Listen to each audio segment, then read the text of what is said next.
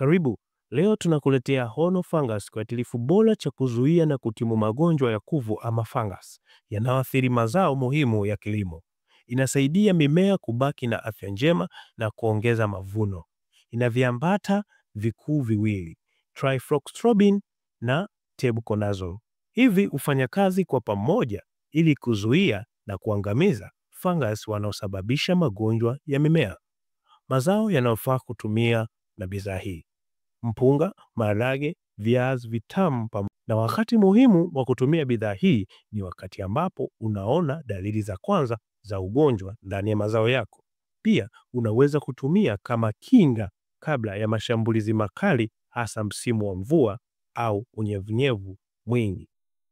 Magonjwa yanayodhibitiwa na dawa hii: madoa ya majani kwenye viazi, milipuko ya mpunga lice blast, smut bandia false spot kwenye mpunga, madoa yenye pembe angular leaf spot kwenye maharage. Matumizi na vipimo: kwa zao la mpunga tumia mililita 40 hadi 50 kwa lita 20 za maji. Kwa zao la viazi vitamu tumia mililita 50 hadi 60 kwa lita 20 za maji.